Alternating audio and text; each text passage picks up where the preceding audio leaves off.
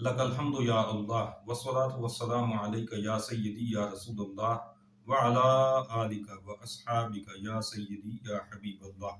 नाज़रीन मोहतरम, कुरान मुक़द्दस की 30वीं सूरह मुबारका सूरतुर रूम जो कि मक्किया है, 60 आयात पर मुश्तमिल है, 6 रुकू हैं। ये 21वें पारे में चौथे से लेकर 9वें रुकू तक मौजूद है। इस सूरह मुबारका में रूमियों की अनकरीब फतह की गैबी खबर दी गई है। कुदरत खुदाबंदी के बहुत सारे मज़ाहिर की निशानदेही फरमाई गई है।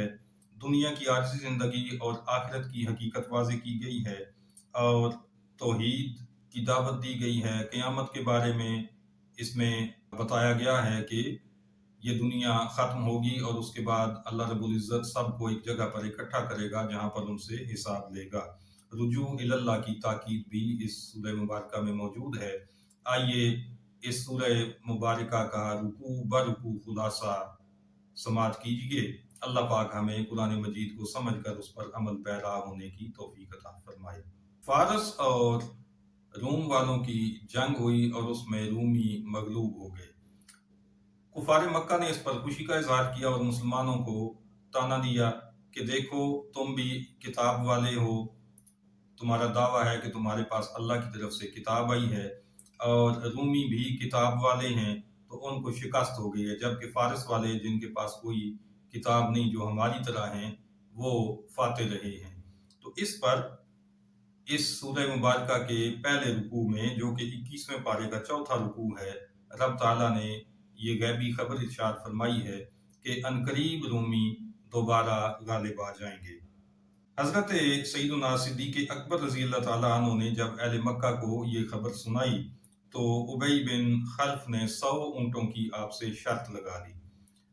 7 साल के बाद जब रूमी गालिब आए तो उसकी औलाद से हज़रत सिद्दीक़ अकबर रज़ी अल्लाह ताला अन्हु ने शर्त के 100 ऊँट वसूल किए और नबी करीम रऊफ़ुर रहीम सल्लल्लाहु ताला अलैहि वसल्लम के हुक्म के मुताबिक सदका कर दिए। दुनिया में मगन रहने वाले, आखिरत से बेखबर, ज़मीनों आसमान की पैदाइश में गौर न करने वाले और रब से मुलाकात के इनकारी लोगों को इस रुकू में ये कहा गया कि ज़मीन में चल फिर कर अगलों का अंजाम तुम क्यों नहीं देखते हो।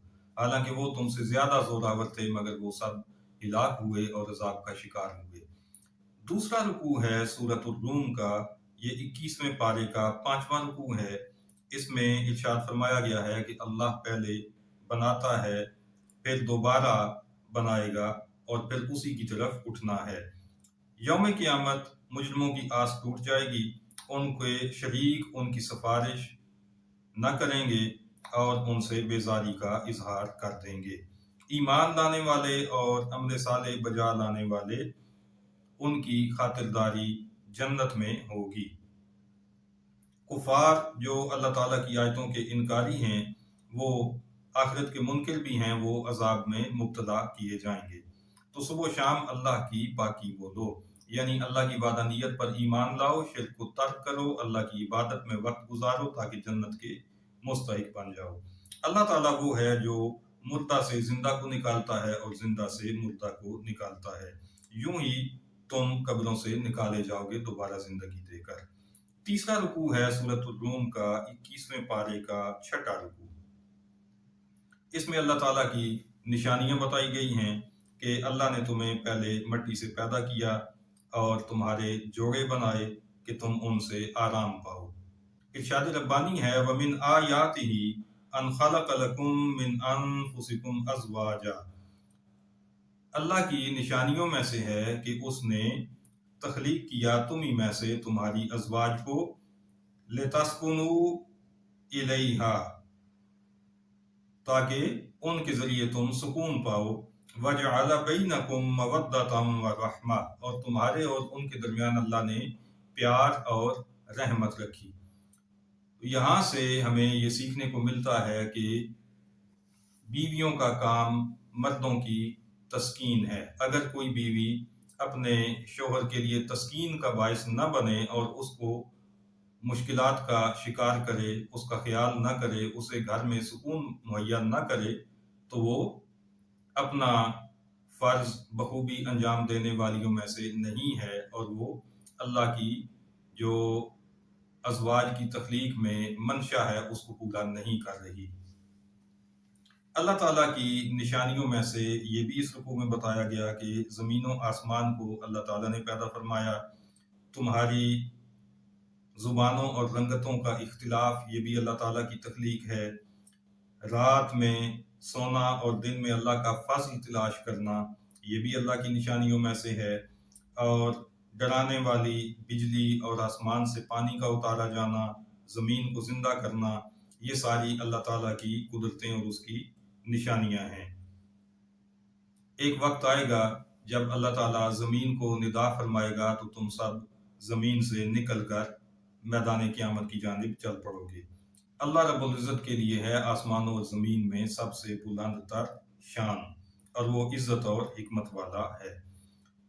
چوتھے رکوع میں ایک کہاوت بیان کی گئی ہے کہ تم اور تمہارے غلام جو کہ ہماری دی ہوئی روزی میں شریک ہیں، تو کیا تم غلاموں کو اپنے برابر سمجھتے ہو اور ان سے ایسے ہی ڈرتے ہو جیسے وہ تم سے ڈرتے ہیں؟ تو جب تم اپنے غلاموں کو اپنا شریک نہیں بناتے تو اللہ رب العزت کے مملوکوں کو اس کا شریک کس طرح ٹھہرا دیتے ہو؟ ایک اللہ کو رب مانو، اس سے ڈرو، نماز قائم کرو اور مشرکوں میں سے نہ ہو۔ اللہ جس کے لیے چاہے رزق وسیع فرماتا ہے اور جس کے لیے چاہے تنگی کرتا ہے۔ رشتہ داروں کو، مسکینوں کو، مسافروں کو ان کے حقوق دو۔ کسی کو ہدیہ اس لیے دینا کہ وہ زیادہ دے گا، اس پر ثواب نہیں ہے۔ رضائے خدا کے لیے خیرات کرنے پر 10 گنا اجر ہے۔ اللہ نے تمہیں پیدا کیا، اللہ ہی نے تمہیں روزی دی، وہی تمہیں موت سے ہمکنار کرے گا اور وہی تمہیں دوبارہ زندہ کرے گا۔ تو تمہارے بنائے ہوئے شریکوں میں سے کوئی ہے اس طرح کا جس کی یہ قدرتیں ہوں؟